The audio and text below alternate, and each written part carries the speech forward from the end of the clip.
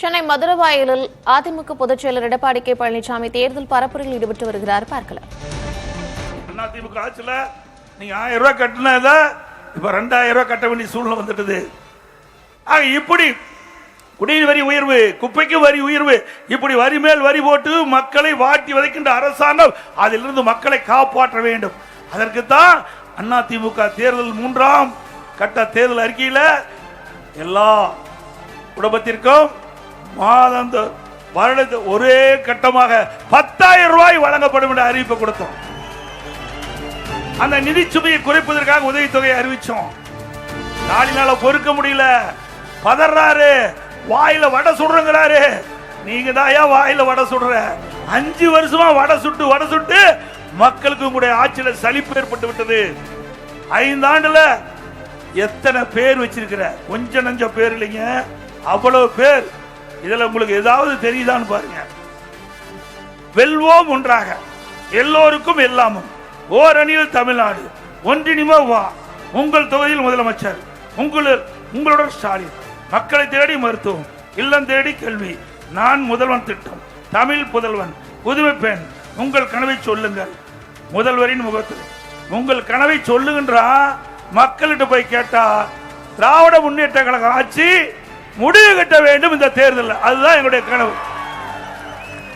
இவ்வளவு பேர் வைப்பதிலே நம்பர் 1 முதலமைச்சர் தமிழ்நாடு ஸ்டாலின். இதுல ஏதாவது ஒன்னாவது உங்களுக்கு புரியுதா? இவ்வளவு பேர் வச்சிருக்காரு. இந்த பேரில் அடங்கின திட்டம் மக்களுக்கு தெரியுமா? தீனா ஒரு பேரை வைப்பாரு, ஒரு திட்டத்தை அறிவிப்பாரு, அங்க போட்டோ ஷூட் எடுப்பாரு, பத்திரிகையில் வரும், ஊடகத்தில் வரும், அதோட முடிஞ்சு போச்சு. இப்படி பேர் வைப்பதற்கு நோபல் பரிசு கொடுக்கணும்னா ஸ்டாலினுக்கு கொடுத்தா பொருத்தமா இருக்கு. எப்படி நாட்டு மக்களை ஏமாற்றுறாங்க பாருங்க. எப்படி வாயில வடை சுடுகிறா என்று சொன்னால் அது ஸ்டாலினுக்கு பொருத்தமா இருக்கும். அப்படி மக்களை ஏமாற்றுகின்ற ஒரு அரசாங்கமா திரு ஸ்டாலின் அரசாங்கம் இந்த 5 ஆண்டு காலம் ஏமாற்றி கொண்டிருந்தது. அதுக்கு முடிவு கட்டுகின்ற தேர்தல் இந்த தேர்தல், சட்டமன்ற பொது தேர்தல். முடிவு கட்டுவீங்களா? நல்லா சத்தமா சொல்லுங்க. இன்னைக்கு நாட்டு மக்கள் எதிர்பார்த்து கொண்டிருக்கிறாங்க. எப்பொழுது தேர்தல் வரும் என்று மக்கள் எதிர்நோக்கி கொண்டிருக்கின்றார்கள். எப்பொழுது தேர்தல் வந்தாலும் அனைத்து இந்திய அண்ணா திராவிட முன்னேற்ற கழக தலைமையிலே அமைக்கப்பட்ட கூட்டணிக்கு வாக்களிக்க மக்கள் தயாராகிவிட்டார்கள். மக்கள் ஒரு ஆட்சி அகற்றப்பட வேண்டும் என்ற முடிவுக்கு வந்து விட்டார்கள். ஆக திராவிட முன்னேற்ற கழகத்தை பொறுத்த வரைக்கும் மக்களுக்காக ஆட்சி செய்யல, வீட்டு மக்களுக்காக ஆட்சி செய்கின்ற கட்சி திமுக கட்சி, திமுக அரசாங்கம். உண்மைதானே? அண்ணா திமுக நாட்டு மக்களுக்காக ஆட்சி செய்தது. திராவிட முன்னேற்ற கழகம் வீட்டு மக்களுக்காக ஆட்சி செய்கின்ற கட்சி, அரசாங்கம் திமுக. இன்னைக்கு நம்மை பற்றி எவ்வளவு விமர்சனம் பேசிக்கிறார். இன்னைக்கு பத்திரிகையில பார்த்த, ஊடகத்தில் பார்த்தேன், தமிழ்நாட்டுக்கும் என்டிஏவுக்கு போட்டியா. ஐயோ, நீ தமிழ்நாட்டில் இருக்கிற, தமிழ்நாடு எலெக்ஷனே மறந்துட்டார். அவருக்கு பேதரம், பதற்றம் அதிகமாகிவிட்டது, உளறல் எடுத்துட்டாரு, தோல்வி பயத்தில் ஏதேதோ பேசுறார். திரு ஸ்டாலின் அவர்களே, தமிழ்நாட்டில் தாங்க சட்டமன்ற தேர்தல் நடக்குது. ஆக டெல்லியில நடக்கல, மத்தியில யார் ஆட்சிக்கு வரணும் நடக்கல. இங்கே நடப்பது இன்னைக்கு அண்ணா திமுக ஆட்சிக்கு வர வேண்டும் என்கிற தேர்தல், திமுகவை வீட்டுக்கு அனுப்பப்படும் என்ற தேர்தல். யார் ஆட்சிக்கு வர வேண்டும், யார் ஆட்சிக்கு வரக்கூடாது தமிழ்நாட்டிலே, அதற்காக நடவடிக்கை சட்டமன்ற பொது தேர்தல். இது கூட தெரியாம தமிழ்நாட்டுக்கும் என்டிஏவுக்கும் நடக்குதான். இப்படிப்பட்ட ஒரு முதலமைச்சரை வச்சுக்கிட்டு நாடு தாங்குமா? எங்களை எதுக்க துணிவு இல்ல, திராணி இல்ல, தெம்பு இல்ல. நாங்க சவால் விட்டேன், பல முறை சவால் விட்டேன். ஸ்டாலின் அவர்களே, நீங்களே ஒரு மேடை போடுங்க. அனைத்து இந்திய அண்ணா திராவிட முன்னேற்ற கழக ஆட்சியிலே 10 ஆண்டு காலம் நாங்கள் செய்த சாதனைகளை மக்களிடத்தில் எடுத்து சொல்கிறோம். காலத்திலே சந்திக்கலாம். திராவிட முன்னேற்ற கழக ஆட்சி உங்க தலைமையில ஏற்பட்ட பிறகு தமிழகத்துக்கு என்னென்ன திட்டங்களை கொண்டு வந்தீர்கள், அதனால் மக்களுக்கு என்ன நன்மை கிடைத்தது என்று நீங்கள் உங்களுடைய கருத்தை சொல்லுங்கள். மக்கள் நடுநிலையோடு இருந்து தீர்ப்பை வழங்கட்டும் என்று சொன்னேன். இதுவரைக்கும் பேச்சு மூச்சே இல்லை, பேசவே முடியாது, பேசுவதற்கு எந்த சரக்கும் இல்ல. அதிமுக பொறுத்த வரைக்கும் ஒரு வலிமையான கட்சி, சிறப்பான ஆட்சி செய்த கட்சி. இன்னைக்கு அனைத்து இந்திய அண்ணா திராவிட முன்னேற்ற கழக ஆட்சி மக்களுக்கு ஒரு பொற்கால ஆட்சி கொடுத்தது. திமுக அப்படியா கொடுத்தது? ஊழல் நிறைந்த ஆட்சியாக தமிழகத்திலே மக்கள் பார்க்கப்படுகிறார்கள். எல்லா துறையிலும் ஊழல். இன்றைக்கு கமிஷன், கலெக்ஷன், கரப்ஷன் எல்லா துறையிலும் தடையில்லாம நடக்குது. இப்படிப்பட்ட ஆட்சி தொடர வேண்டுமா? ஆக இன்றைக்கு மக்கள் எண்ணுவதெல்லாம் ஒரு நல்ல ஆட்சி தமிழகத்திலே அமைய வேண்டும் என்று எதிர்பார்க்கிறார். அப்படிப்பட்ட ஆட்சியை அதிமுக கட்சியால் மட்டும்தான், அதிமுக கூட்டணியில் அங்க வைக்கின்ற கட்சிகள் வெற்றி பெற்று, அதிமுக பெரும்பான்மையான இடங்களில் வெற்றி பெற்று தனி பெரும்பான்மையோடு ஆட்சி அமைக்க மக்கள் எதிர்பார்க்கிறார்கள். ஸ்டாலின் எப்பொழுது பார்த்தாலும் பேசுகிறார், திராவிட முன்னேற்ற கழக தலைமையில் அமைக்கப்பட்ட கூட்டணி வலிமையான கூட்டணி என்று. ஸ்டாலின் அவர்களே, நீங்கள் கூட்டணியை நம்பி தேர்தலை சந்திக்கின்றீர்கள்.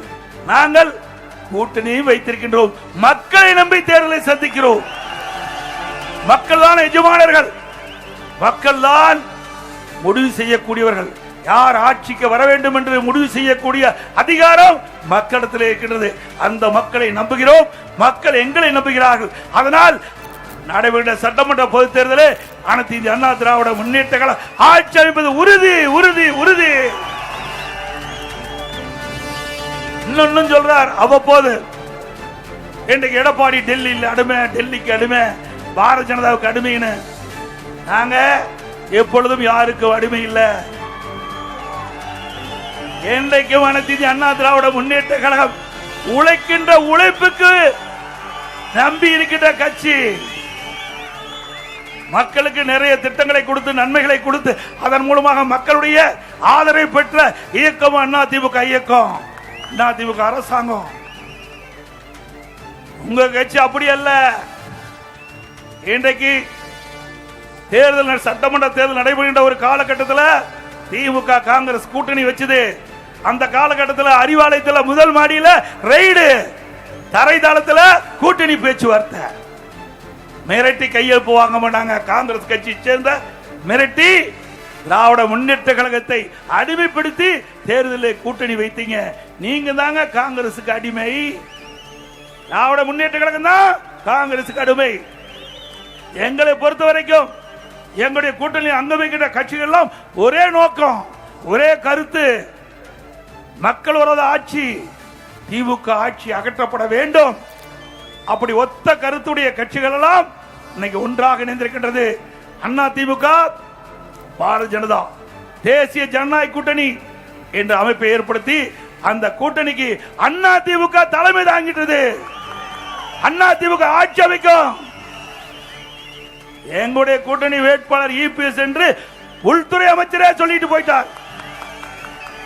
எங்க கூட்டணி திறந்த மனதோடு இன்றைக்கு தேர்தல் பிரச்சாரத்தை ஆரம்பித்து விட்டோம்.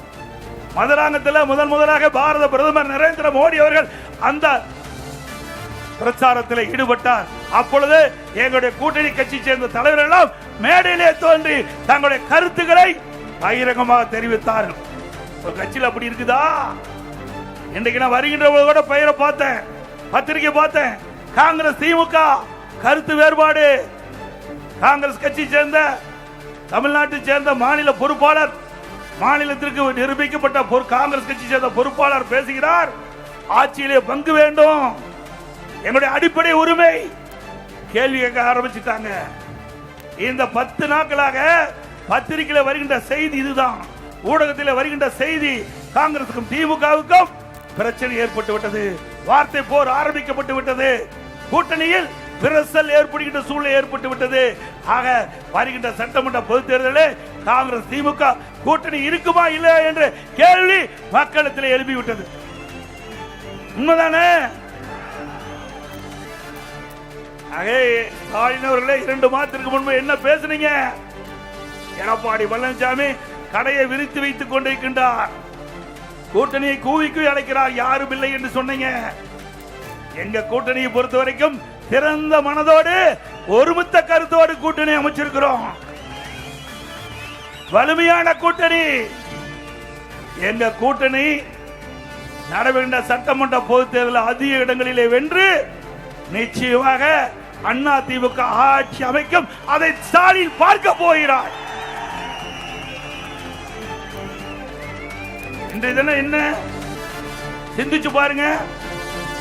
இன்றைக்கு திரு நேர் அவர்கள் அவருடைய நகர்ப்புற வளர்ச்சி துறையில பல்வேறு முறைகேடு நடந்திருக்குது. அதே போல குடிநீர் வழங்கல் துறையில பணி நியமனம் அதுல பல லட்சம் வாங்கி அதுல முறைகேடு நடந்திருக்குது.